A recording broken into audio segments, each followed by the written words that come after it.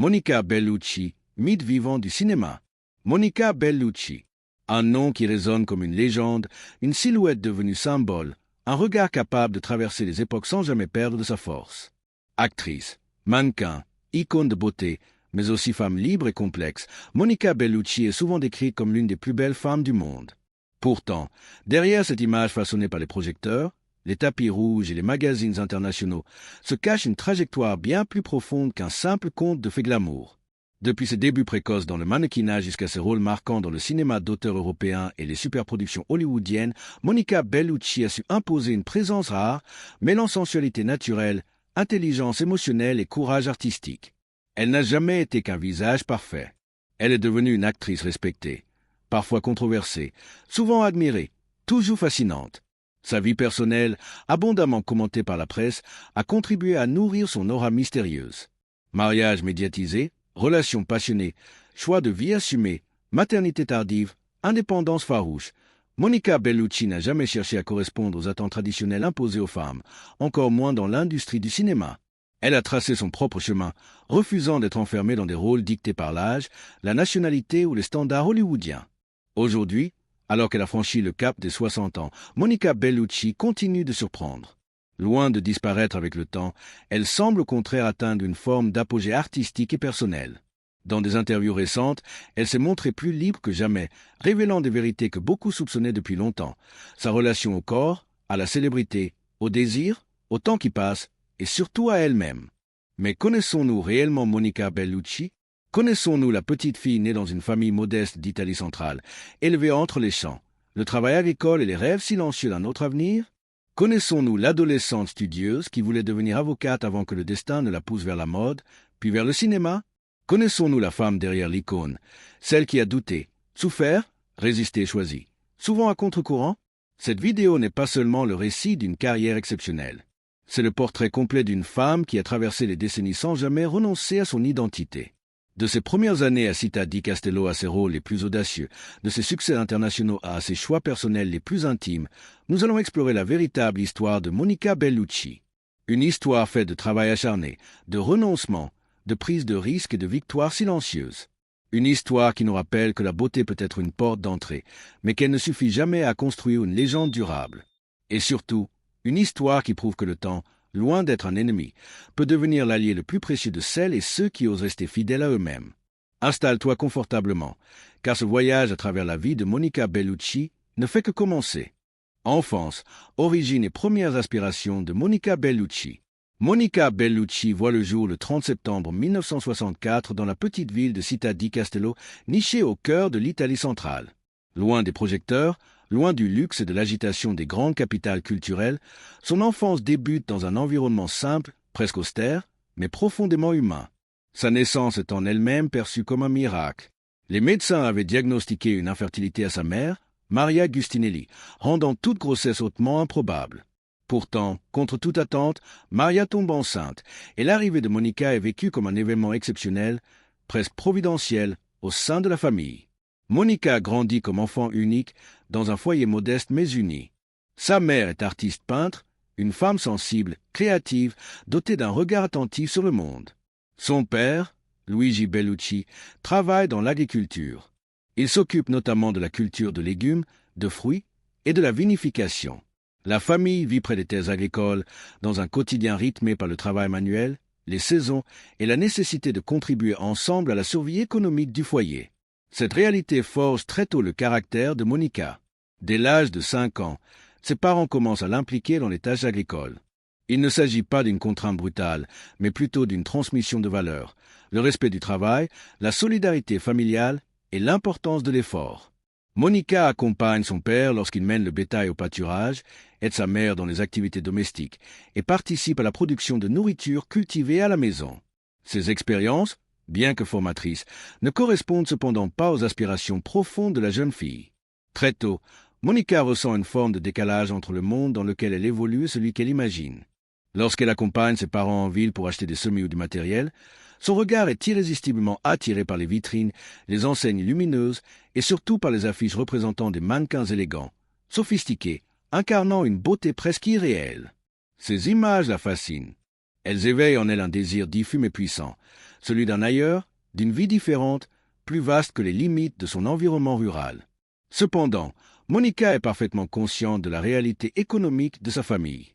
Elle comprend très jeune que ses plaisirs visuels, ses rêves de mode et de glamour ont un coût que ses parents ne peuvent se permettre. Cette lucidité précoce l'empêche de nourrir des illusions naïves. Au lieu de se réfugier dans des fantasmes irréalisables, elle développe une conviction solide. L'éducation sera sa clé pour s'élever socialement et aider sa famille. Dès son entrée à l'école, Monica se distingue par son sérieux et son engagement. Elle aime apprendre, lire, comprendre. Loin d'être une simple élève appliquée, elle est animée par une ambition intérieure forte, presque silencieuse. Elle ne cherche pas la reconnaissance immédiate, mais la construction patiente d'un avenir meilleur. À l'école, elle est appréciée pour sa nature joyeuse, son sourire chaleureux et son charisme naturel. Beaucoup d'enfants sont attirés par elle, sans qu'elle ne comprenne toujours pourquoi. Malgré cette attention, Monica éprouve souvent un sentiment de solitude. Elle se sent différente, parfois incomprise. Cette solitude intérieure la pousse à observer les autres, à analyser les comportements, à développer une sensibilité qui deviendra plus tard un atout majeur dans son jeu d'actrice. Déjà, sans le savoir, elle apprend à lire les émotions, à ressentir ce qui n'est pas dit, à exister dans le silence. Durant ses années scolaires, Monica excelle dans ses études. Elle est convaincue que la réussite académique est le seul chemin possible vers l'indépendance. À cette époque, une nouvelle passion s'éveille en elle, le droit. Fascinée par les notions de justice, de responsabilité et de parole, elle rêve ardemment de devenir avocate. Cette profession représente à ses yeux bien plus qu'un métier. Elle symbolise la sécurité financière, le respect social et la capacité à défendre les autres. Un de ses enseignants joue un rôle déterminant dans cette vocation naissante. Ancien avocat, il partage régulièrement avec ses élèves des anecdotes issues de sa carrière passée. Monica écoute ses récits avec une attention presque religieuse. Elle est captivée par la manière dont il décrit ses anciens clients, les dilemmes moraux, les batailles juridiques. Plus tard, elle confiera que ces histoires ont profondément influencé sa vision de l'avenir et renforcé son désir de poursuivre des études de droit. À ce stade de sa vie, rien ne semble prédestiner Monica Bellucci à devenir mannequin ou actrice. Elle n'imagine pas encore les podiums, les plateaux de tournage, ni les tapis rouges. Elle est avant tout une jeune fille sérieuse, consciente de ses responsabilités, portée par une volonté farouche de s'extraire de sa condition sans renier ses origines. Son rapport au monde est déjà marqué par une tension constante entre rêve et réalité, entre humilité et ambition. Ses premières années, faites de travail, de discipline et de questionnements intérieurs, constituent le socle invisible de la femme qu'elle deviendra.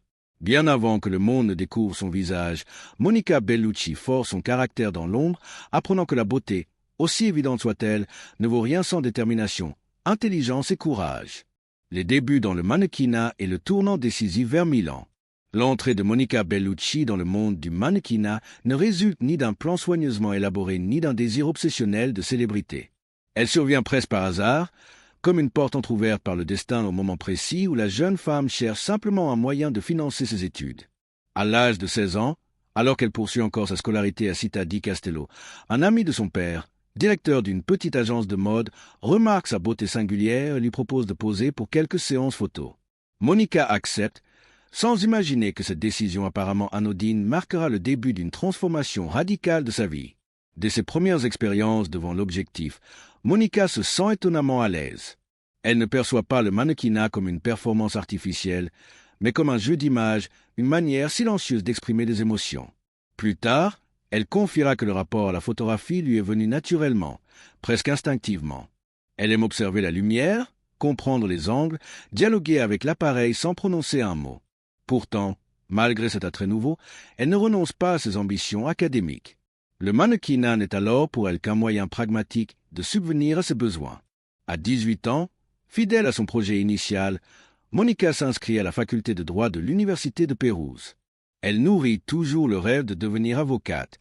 Cependant, la réalité financière s'impose rapidement. Les frais universitaires, le logement, les déplacements, tout représente un coût difficile à assumer pour une jeune femme issue d'un milieu modeste.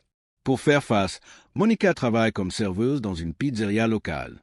Ses journées épuisantes, partagées entre études et travail, renforcent encore son sens de la discipline et de l'autonomie. C'est dans ce contexte qu'elle commence à explorer plus sérieusement les possibilités offertes par le mannequinat. Dans sa ville natale, les opportunités sont rares et mal rémunérées. Malgré son potentiel évident, Monica ne gagne que quelques dizaines de dollars par mois, insuffisant pour couvrir ses dépenses. Elle comprend alors que, pour évoluer, elle devra quitter le confort relatif de son environnement familial et affronter l'inconnu.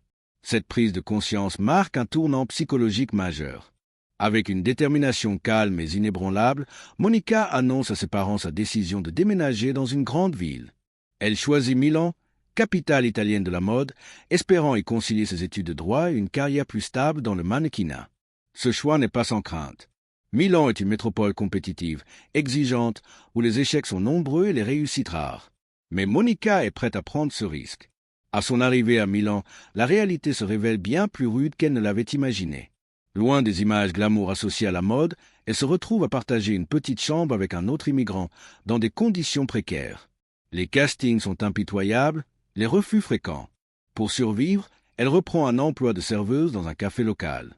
Cette période est marquée par une grande solitude, mais aussi par une prise de conscience fondamentale. Poursuivre une carrière juridique dans un environnement aussi concurrentiel est presque irréalisable sans soutien financier solide. Progressivement, Monica commence à interroger son entourage professionnel. Elle échange avec des collègues, des connaissances, des photographes. Tous lui confirment ce qu'elle presse déjà. Avec sa silhouette, son visage et sa présence naturelle, elle possède un potentiel rare dans le mannequinat. Encouragée par ces retours, elle décide de s'y consacrer plus sérieusement, tout en gardant à l'esprit que ce choix n'est pas définitif. Cette décision s'avère rapidement déterminante. Monica obtient un contrat avec Elite Model Management, l'une des agences les plus prestigieuses au monde. Cette signature change tout. En très peu de temps, elle commence à travailler régulièrement, d'abord en Italie, puis à l'étranger. Elle voyage entre Milan, Paris et d'autres capitales européennes, découvrant un univers exigeant mais stimulant. Contrairement à beaucoup de mannequins, elle ne se laisse pas griser par le succès. Elle observe, apprend, analyse. Au fil des années, Monica devient une figure de plus en plus reconnue dans l'industrie de la mode. Elle participe à des shootings pour des maisons de couture renommées, défile pour de grandes marques et apparaît dans des campagnes publicitaires internationales. Son visage devient familier aux lecteurs de magazines, son nom circule dans les milieux influents. Au début des années 2000, elle est déjà considérée comme une icône de la mode européenne. Cependant, cette reconnaissance ne va pas sans ambiguïté. Monica est consciente du caractère éphémère de la carrière de mannequin. Elle voit autour d'elle des jeunes femmes plus jeunes, parfois à peine majeures, arriver chaque jour avec l'espoir de la remplacer. Cette lucidité l'empêche de s'installer dans une zone de confort illusoire. Elle comprend que, si elle veut durer, elle devra évoluer. En 2004, sa carrière de mannequin atteint un sommet symbolique lorsqu'elle est classée parmi les 100 femmes les plus belles du monde par un célèbre classement international, surpassant plusieurs stars hollywoodiennes en termes de reconnaissance.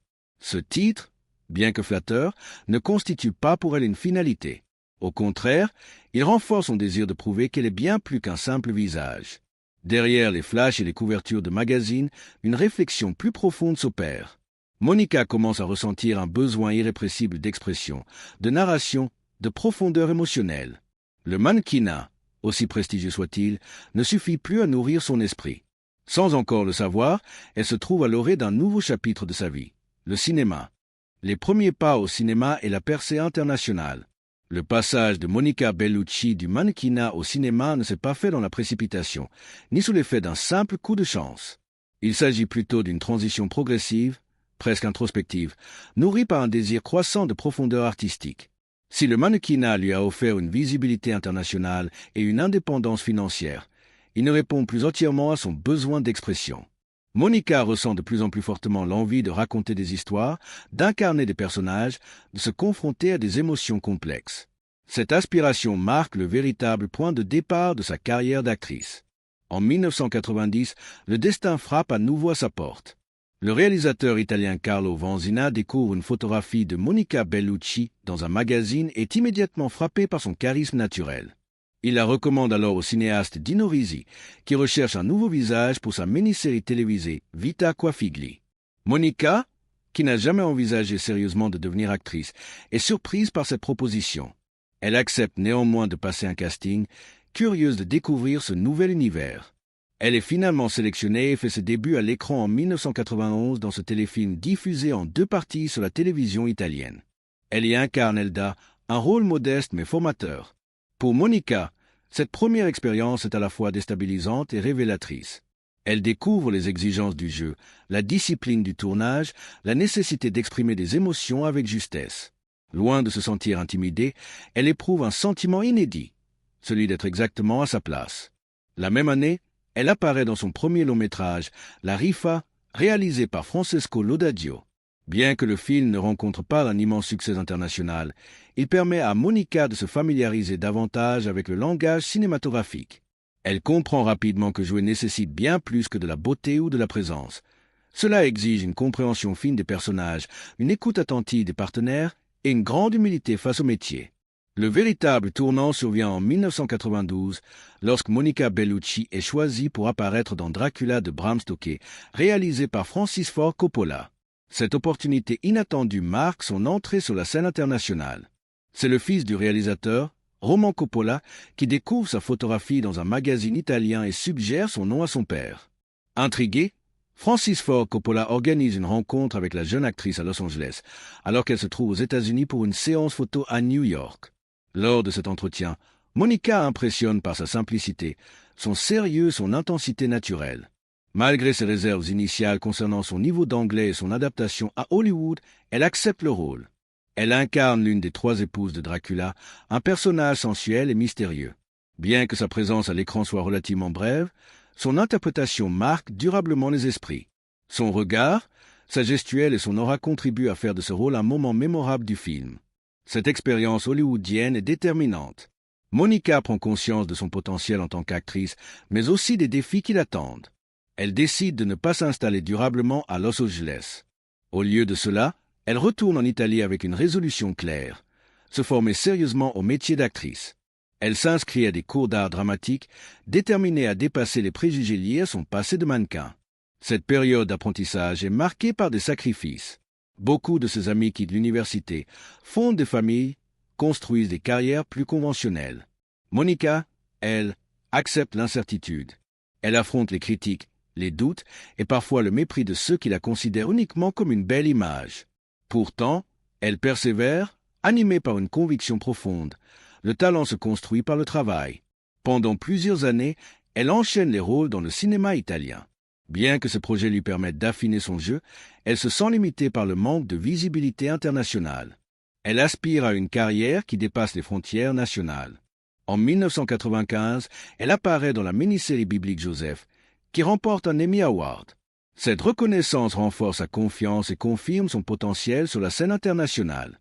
Convaincue que le cinéma italien peine à promouvoir ses talents à l'étranger, Monica prend une décision audacieuse. Elle déménage en France. Paris devient alors son nouveau port d'attache. Ce choix stratégique se révèle décisif. En 1996, elle obtient le rôle de Lisa dans le film noir français L'Appartement. Sa performance est saluée par la critique et lui vaut une nomination au César du meilleur espoir féminin. Ce film marque un moment clé de sa carrière. Il ne s'agit pas seulement d'un succès critique, mais d'une véritable reconnaissance artistique. Les journalistes européens saluent son jeu nuancé, sa capacité à transmettre des émotions complexes avec une économie de mots remarquable. Pour beaucoup, L'Appartement constitue sa performance révélatrice, celle qui la propulse au rang d'actrice incontournable du cinéma européen. À la suite de ce succès, Monica Bellucci est sollicitée pour de nombreux projets en France et ailleurs. Elle enchaîne les rôles exigeants, refusant de se cantonner à une image figée. Sa carrière prend alors une dimension résolument internationale. Elle n'est plus seulement un mannequin reconverti en actrice, mais une artiste à part entière, capable de naviguer entre les langues, les cultures et les styles cinématographiques. Cette période marque la naissance d'une identité artistique singulière. Monica Bellucci devient l'incarnation d'un cinéma sans frontières où la beauté n'est jamais une fin en soi, mais un vecteur d'émotion et de sens. La percée internationale est désormais actée. Le monde du cinéma a trouvé en elle une actrice prête à prendre des risques, à se réinventer et à repousser les limites imposées par les conventions. Malna, irréversible est l'affirmation d'une actrice audacieuse. Au tournant des années 2000, la carrière de Monica Bellucci entre dans une phase décisive. Si ses précédents rôles lui ont permis d'obtenir une reconnaissance critique solide en Europe, ce sont désormais des personnages plus risqués, plus intenses et parfois profondément dérangeants qui vont définitivement asseoir sa réputation d'actrice audacieuse. Cette période est marquée par 2 films majeurs, radicalement différents dans leur forme mais liés par leur impact. Malna de Giuseppe Tornatore et Irréversible de Gaspar Noé. Ensemble, ils redéfinissent l'image de Monica Bellucci et bouleversent la perception du public à son égard. En 2000, Monica Bellucci incarne Malna Scordia dans Malna, un film se déroulant en Sicile pendant la Seconde Guerre mondiale. Le récit est construit à travers le regard d'un adolescent de 13 ans, fasciné par cette femme énigmatique, récemment veuve, dont la beauté provoque à la fois désir, jalousie et rejet au sein de la communauté. Le rôle est exigeant, car il repose largement sur la présence physique et l'expression non verbale.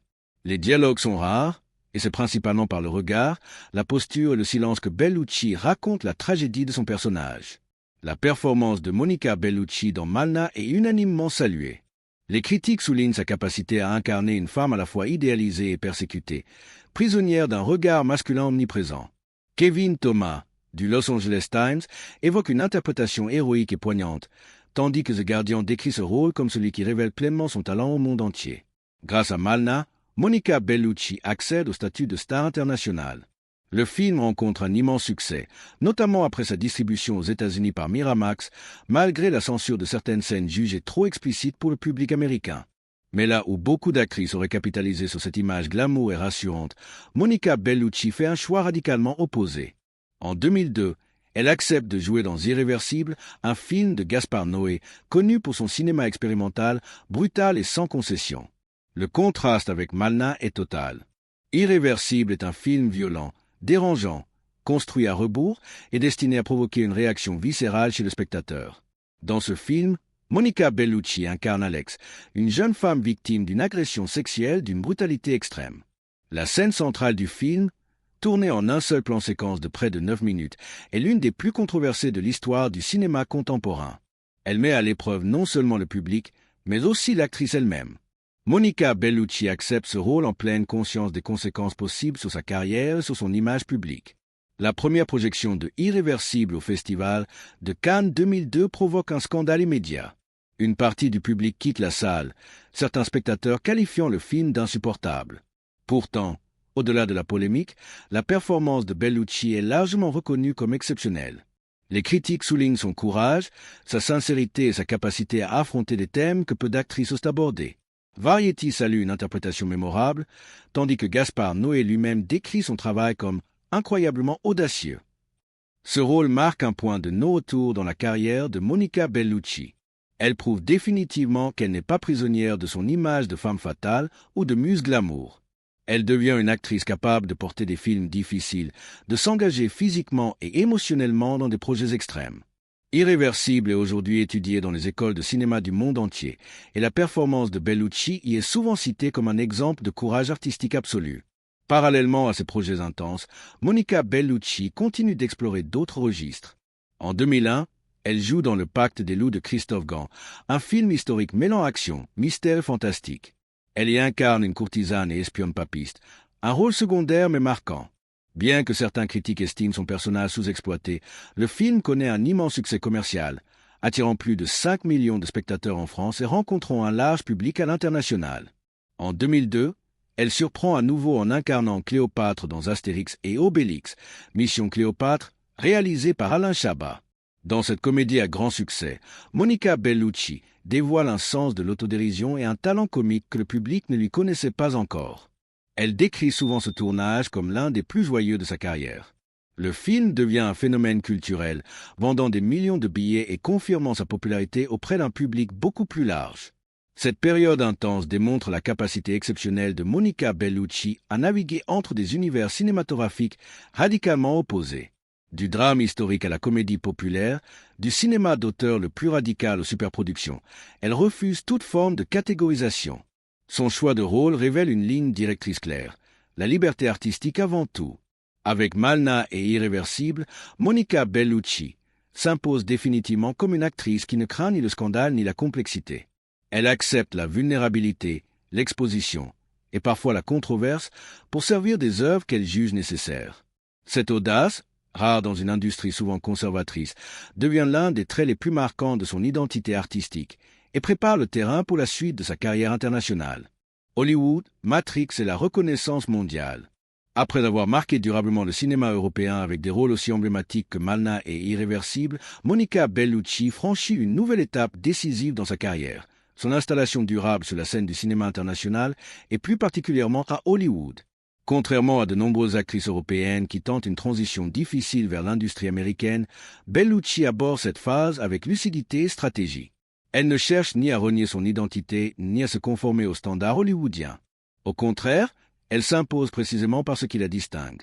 En 2000, elle attire l'attention du public américain avec son premier rôle principal en langue anglaise dans Under Suspicion, réalisé par Stephen Hopkins. Elle y partage l'affiche avec deux géants du cinéma, Morgan Freeman et Gene Hackman.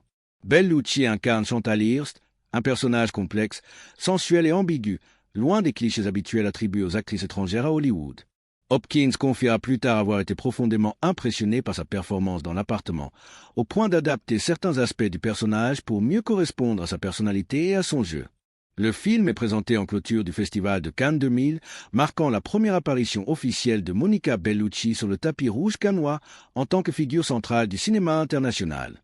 Si le film reçoit des critiques partagées, la performance de Bellucci est largement saluée. Morgan Freeman déclare à son sujet « Tout est dans ses yeux ». Elle a cette qualité rare qui donne l'impression qu'elle a déjà vécu 1000 vies.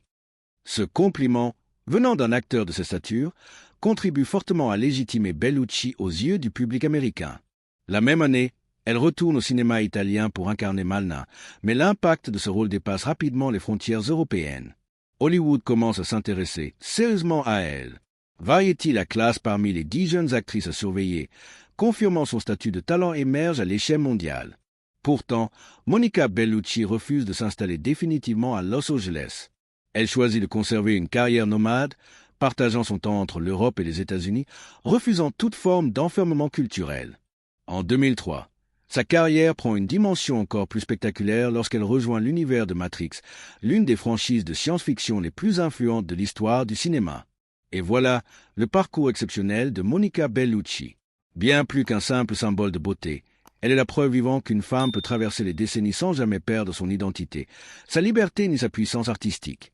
De son enfance modeste en Italie aux plus grandes scènes du cinéma mondial, Monica Bellucci a toujours choisi le courage plutôt que la facilité, l'authenticité plutôt que les compromis.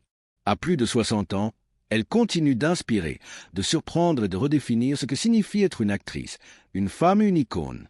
Son histoire nous rappelle que le temps n'efface pas la beauté lorsqu'elle est portée par l'intelligence, la sensibilité et la force intérieure. Dis-nous maintenant en commentaire ton rôle ou ton film préféré de Monica Bellucci. Si cette vidéo t'a plu, like, abonne-toi et active la cloche pour ne rien manquer des prochaines histoires fascinantes. Merci d'avoir regardé et à très bientôt pour une nouvelle vidéo.